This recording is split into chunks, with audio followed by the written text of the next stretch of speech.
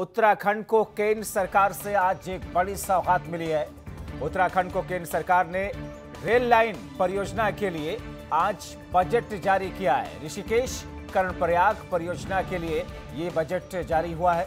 केंद्र सरकार ने 4200 करोड़ रुपयों के बजट का प्रावधान किया है।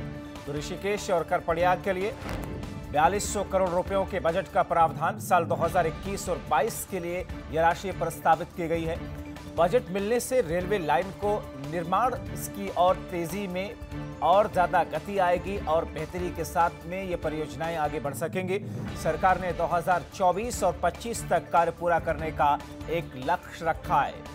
तो उत्तराखंड के लिए केंद्र सरकार का एक बड़ा तोहफा इसे कह सकते हैं। हमारे सहयोगी नवीन पांडे फोनलाइन के जरिए हमारे साथ में जुड़े हुए हैं। नवीन, जाहिर तौर पर अब उत्तराखंड को इससे बड़ा फायदा होने जा रहा है, खासतौर पर पर्यटकों को और वहां के लोगों को।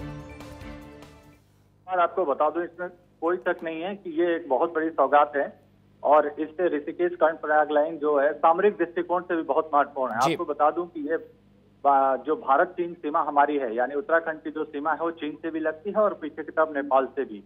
तो इससे जो है एक सामरिक दृष्टिकोण से, जैसे कभी जरूरत पड़ी सेना को सुलभ तरीके से जाने की, तो रेल वहां तक पहुंच सकती है। और आपको एक चीज और बता दूं, जब इसमें खास बात ये है कि ये 327 किलोमीटर का लगभग ये पूरी रेल की लाइन होगी, जिसमें अभी फिलहाल वो ऋषिकेश की लाइन जो योग नगरी के नाम से स्टेशन बना है वो तैयार हो चुका है और वीरभद्र तक लगभग पूरा हो चुका है। यानी वीरभद्र से ऊपर अब काम चल रहा है।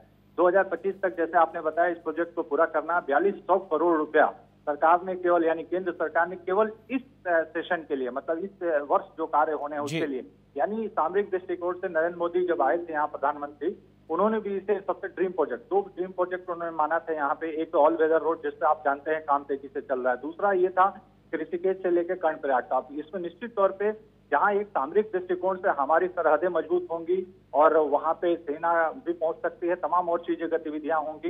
इसके अलावा पर्यटन के लिहाज से भी बहुत उम्दा होगा और वहाँ के लोकल जो स्थानीय लोग हैं या जो जहाँ भी स्टेशन बनेंगे वहाँ सब जगहों पे रोजगार की मुहैया होगा। मॉल खुल सकते हैं, होटल, जैसा कि आप जानते हैं जहाँ कहीं भी इंफ्रास्ट्रक्चर रेल या रोडवेज का बढ़ती है वहाँ पे इंफ्रास्ट्रक्चर, तो ये एक लाइफ लाइन कह सकते हैं आप इसको। आने वाले समय में चार धाम की जो योजनाएं हैं, जो चार धाम हमारी है, उससे भी जोड़ने की इसकी योजना है। तीसरी बात इसमें जो सबसे इम्पोर्टेंट है कि ये शायद भारत की ऐसी रेल होगी जो 17 टनल से जब बार गुजरेगी।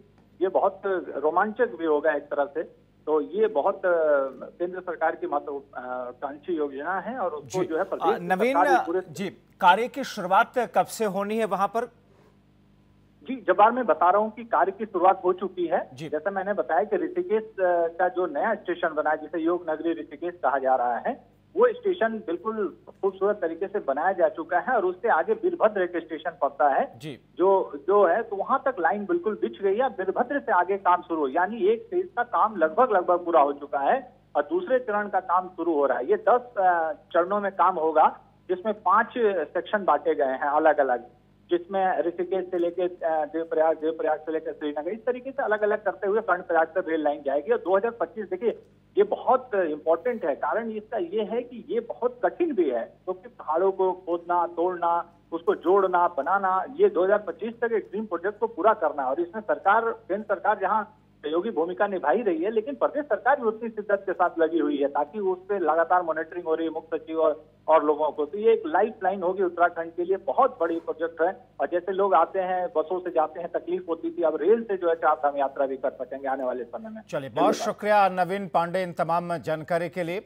तो आज एक बड़ी सौगात इसे कह सकते हैं, क्योंकि अगले 1 साल के लिए 2022 तक के लिए जो धनराशि केंद्र सरकार की तरफ से दी गई है, जाहिर तौर पर जो कार्य वहां पर चल रहा है उसको और आगे बढ़ाने के लिए न सिर्फ इससे मदद मिलेगी, बल्कि अब आगे आने वाले वक्त में जिस तरीके से तेजी के साथ में कार्य आगे बढ़ रहा है, आने वाले दिनों में जब ये पूरा प्रोजेक्ट पूरा हो जाएगा, उसके बाद में जाहिर तौर पर इसे एक ड्रीम प्रोजेक्ट के तौर पर जिस तरीके से आगे बढ़ाया जा रहा है, लोगों को फायदा होगा, उत्तराखंड वासियों को और साथ ही साथ में वहां पर आने वाले लोगों के लिए।